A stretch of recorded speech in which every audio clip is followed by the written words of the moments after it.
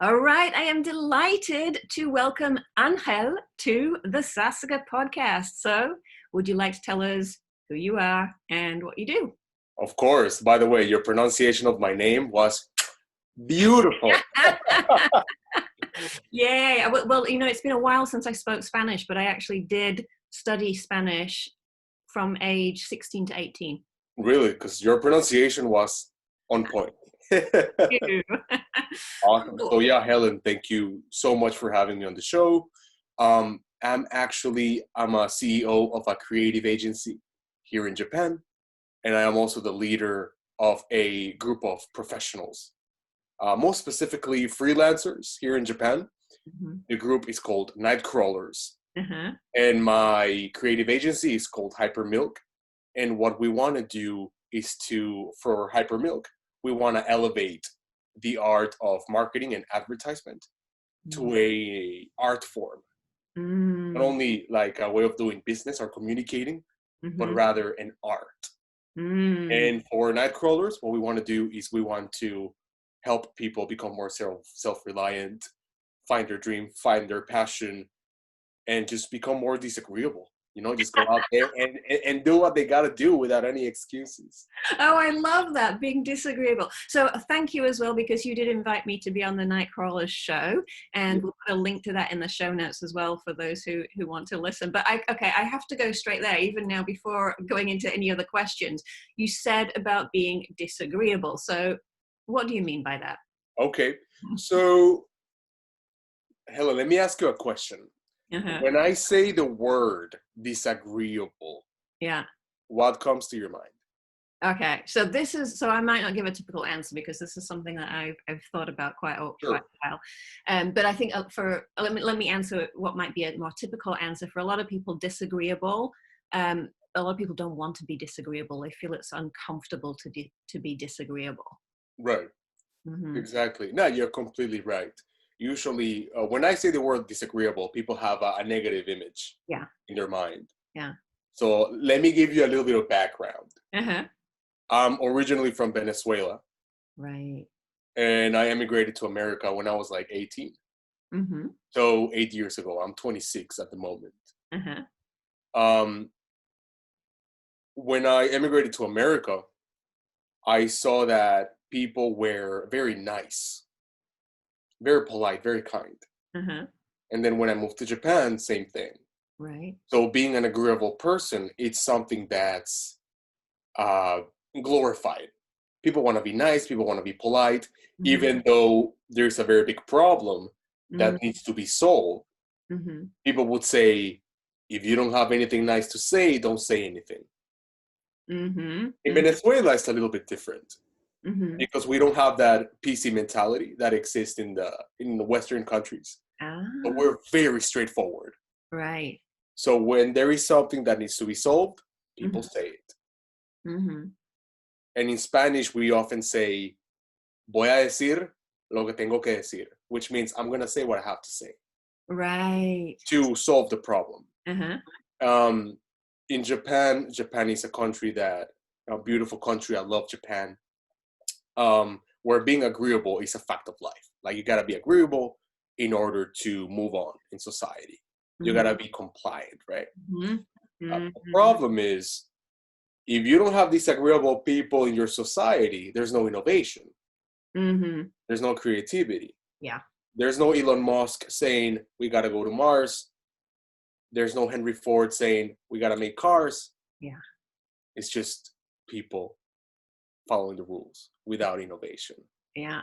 So let me go back to your question. For me, being disagreeable is standing up for what you believe. Not in a rude way. Of course, you got to be polite and, be respectful of the person. But if there's something that needs to be said, you got to say it. That's it. Yeah, I love that. And that fits so well with one thing that I really encourage my clients to do in meetings is to take on the challenger perspective, I call it. Some people say devil's advocate or whatever. And it's to intentionally take that on, and also to agree, like have everyone in the meeting agree at the beginning to have that role. because then, because a lot of people are uncomfortable with disagreeing. So give them permission to give a different perspective and to disagree, so that then you get, different ideas, so you get the best solutions. Love that. Love that. That's fantastic. Yeah, actually, that's a very good idea. The devil's advocate, even though it's kind of scary, right? To be the only person in the room who has a different idea is quite scary. But that person is extremely important. Yeah. Extremely important. Yeah. And by playing devil's advocate, they can bring different perspectives and ideas. Yeah. That if everyone agrees cannot, come into the light. Right. It's so true. I'm thinking back now as well to my corporate career, and I can think of one person in particular who very often had that different perspective. Right. The thing was that the way she conveyed things kind of came across as she was just being difficult. Right. And then I really started to listen to her and realize, and actually, I spoke with her more in a one-on-one. Right. I realized that actually underneath what she was offering was really valuable. Yeah. And so then I encouraged her to bring that out. But it's being disagreeable and communicating it in an agreeable way. Exactly. Yeah. I think you're 100% right. Yeah. It's being disagreeable, but you got to communicate it with, being empathetic and respectful. Yeah. And I think being disagreeable is a challenge for a lot of your audience. Oh, totally. Like Japanese female professionals. Yes. It's quite a challenge because, in Japan, if they expect the man to be agreeable to his boss, they will expect the female professionals to be more agreeable. Yeah. So I think it's quite a challenge, but it's not impossible. No. Yeah. I love that. Yeah. It's I've had many clients and many business partners before, and Japanese female professionals, and that was their main, what would you say, their pain point is being disagreeable in a world that tells them that you got to follow the rules. Right. And my advice to those professionals. Right. I was just going to go there. Yes. I read your mind. Love it. Yeah. My advice to those professionals is, first, what I've seen before is a lot of these women that I've met, they get very bitter, very resentful to the fact that, people are not listening to their opinions. Their managers say, like, you're a woman, you have too many opinions, right? They get resentful and they get bitter. And I understand the feeling because I've been there before. When I was working, in a Japanese company, I had the same problem because I'm a very opinionated person. Tell us about that. Right. So I was actually working in the marketing department in a Swedish company, but it was a Japanese branch. Okay. And the manager, she was very nice lady. But again, it was very structured. But marketing is all about creativity. Yeah. So every time I had an idea, she's like, nope. I did feel resentful and I did feel bitter. But there's two ways you can approach this situation. You can either do what 99% of people do, is you become a victim. You blame other people, you blame the government, you blame men, you blame whatever it is, the culture, and you stay there forever. Or you can say, well, it is what it is. I got a lot of, I got a lot of life lessons working in this company, and facing this adversity, I'm going to start my own company. And through that, I'm going to communicate, my opinions and help other people do the same thing. Ah, okay. So instead of complaining, going to the izakaya with your friends and complaining for like 10,000 hours. You got to go and start that business. Or you got to look for that company that's more open and it's going to follow your opinion. Right. Okay. Yeah. So this is great because, you know, one thing that we were talking about a little bit before we started the recording was the concept of vision. Right. So tell us about how you developed your vision. Like, what was your vision, or what is your vision? How did you develop vision?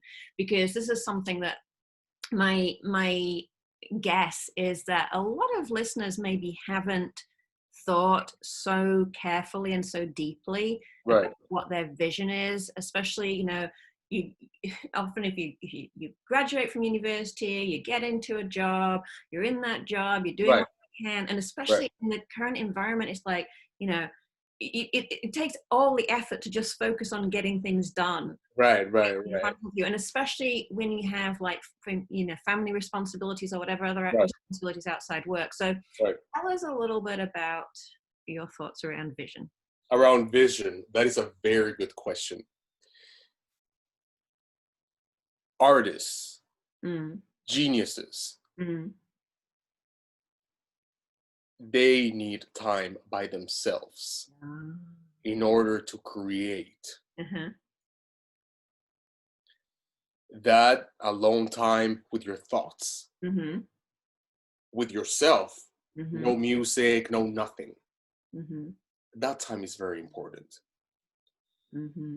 Like Japan, Venezuela is a community-based country. We have very similar mentality, high context, community-based, collectivism, and all that stuff. So it's very difficult to have that time. And it's even more difficult when the country puts rails on your life.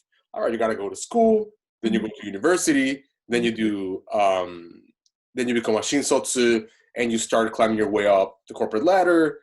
And then on the weekends, you go to the izakaya and you drink and you have fun, and that's it. Right. It's definitely a comfortable life, but it doesn't give you time to develop your vision. Because even though if everyone in your grade in university is 20 and you're 21, you know, people will see you like in a weird way. But you need to have that time by yourself to develop that vision. Vision, like all valuable things, is not material. It comes from within. So you gotta go out there, you gotta travel, live, meet people, experiment with art, with politics, with literature, with science, experiment. And then your vision will be revealed to you. Same thing happened with me. I've always had a vision since I was a kid. But as I grew older and I experienced so many things in life, that vision was revealed to me. Because I believe that everyone has, how would you say, like a calling, like everyone has a mission in life. And that mission is revealed to us. But like I said before, you need to spend some time by yourself, meditating, and taking a hard look at yourself. Yeah. It's kind of like, let's say you are working in a company, you feel like they don't appreciate you, and then you become hurt, you quit, you're resentful and angry and bitter, and then you start reading some books about psychology and self-help, meditation, and you start solving your own internal problems. You start taking care of that ego that's making you bitter and resentful. Start working with that, and once you don't have an ego, you are in the present moment. That's going to allow you to develop that vision. And once you have a vision, you just gotta go to work, and that's it. Make it happen. All right. Well, I totally love this, and I totally get this, and I'm doing this already. Yeah, definitely. But for a lot of our listeners, they may be thinking, oh yeah, but you know, Angel. Yeah, the first one was good. No worries. Yeah. They're thinking, how can I do this though, when I am in a corporate job, I just don't have any time at the end of, by the end of the day, I'm exhausted. I'm just like, going to bed. What would be like just even a starting point? If they tell me that, yeah, I'll be like, then you don't have it. Then you can't do it. Because you tell me you don't have time. Mm-hmm. I mean, you do have time to watch Netflix or to go to the izakaya. You do have time to like go to cafes and talk with your friends. You have time for social media. You have time for Instagram. I like to approach things with a non-excuse mentality. If someone talks to me like that, I'll be like, yeah, you're not going to make it. Mm-hmm. Because people who have a vision and they want to do something in life, just go and do it. Yeah. They just go and do it. I would say the first thing they got to do is doing some self-help. Yeah. Taking care of those wounds from the past. Like, and whatever your vision is, once you develop it, if you want to start your own company, Google it. How do I start a company? What do I need? It's easy, but if you approach it with that mentality, like, yeah, I don't have time. Yeah. I mean, we all got 24 hours a day. Yeah. You see Elon Musk, he has like 5 companies, sending rockets to Mars, building underground tunnels in LA, and you don't have the time. Come on. Yeah. I totally hear you. To me, it's a choice, right? Right. And well, it's a choice. Actually, no, there's a step before that. All Because right. first of all, it's about realizing there is another possibility. Right. Right. And then you have the choice. And because very often you just don't even know that there's another way. Right. And I remember back in my past that I was in that place where I just didn't think that there was another way. I thought being busy the entire time and not really doing what I wanted to do was the only way. And then I started to realize that actually I could make a choice about these things, and I did. There you go. So that's the thing. So for I just want to say a message now to those listening, to those watching the video version of this as well. It's very easy to say, I don't have time. Yep. Actually question it. Yeah, and you're completely right. Sometimes it's difficult to see that you got a choice. Yeah. I completely agree with you. Yeah. But it's the easiest way, or the path of least resistance, is being like, nah, I don't got time. It is, right? Yeah. It's that is the easy way. But it's the uncomfortable way. Like, so we just like comfort zone, right? That comfort zone is actually uncomfortable. And you can get more comfort outside your comfort zone when you get into the vision of what you really want to do. Like if we have people who are listening and you're like, oh, I love my job and everything's great. Well, that's fine. Right. Any kind of like, wait, there's something missing. I don't feel totally fulfilled here. Right. And what is it that's different? And it doesn't necessarily mean that you have to leave the job that you're in. Right. It's like looking for doing things in a different way in the job that you're in, or it's maybe looking at a different we have so many women in the Sasaga VIP Women's Coaching Program. Right. Change jobs like just during the program. It's like, whoa, that's beautiful. Like they start the program, they're like, yeah, not fully happy here, and by the end of the 3 months, they've actually got a new position and they've moved and they're really happy. We've even had women move countries and get another job. So it's pretty amazing. So yeah. Making that decision, and it could be that you change jobs, or it could be that you start your own business, like, which is obviously your passion as well. Right. Oh, 100%. And yeah, once you make that choice and you start doing what you truly want to do, life is beautiful. There's nothing better than making money doing something that you love. Yeah. Wonderful. I love it. And what I always tell people is, if you decide to start your own business, you got to pay it forward, which means you start a business with the goal of helping other people.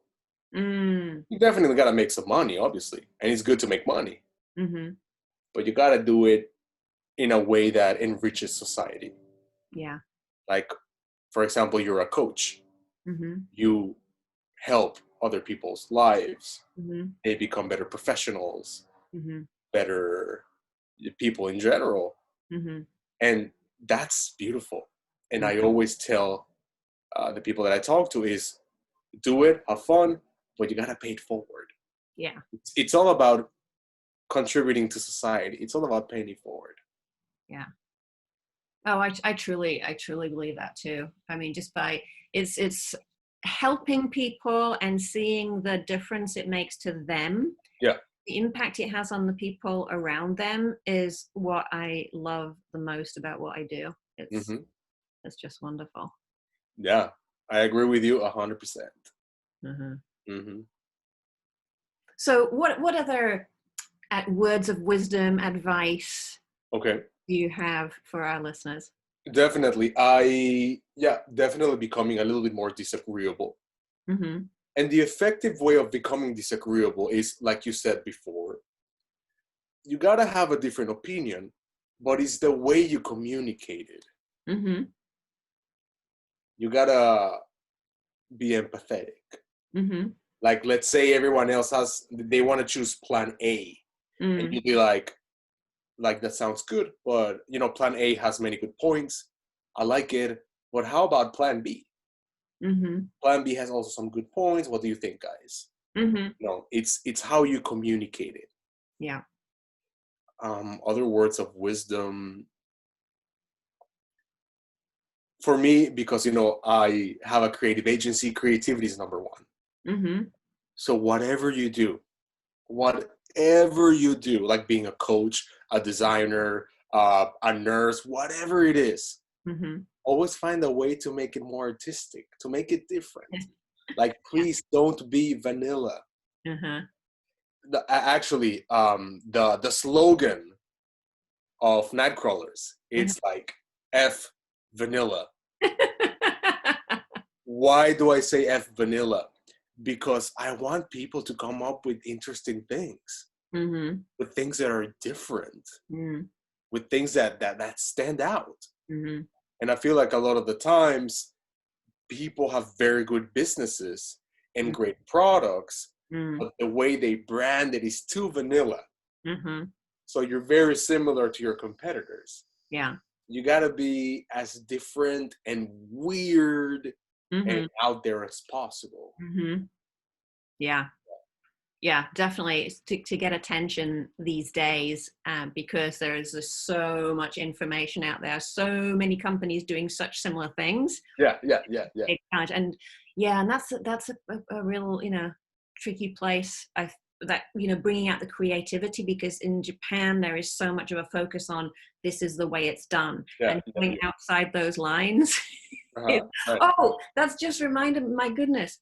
Yeah. Just reminded me, just like a very simple story. When my daughter was in nursery, and when she first started drawing pictures, like you draw a picture and you take one color crayon or whatever. She would take one color crayon and draw like part of, for example, the face, and then she would continue the line with a different color, and then continue the line with a different color, which is not the normal way, because usually you use the same color to go the whole thing. And she started off doing that, and then it changed, because of course she was told, no, this is the way that you do it.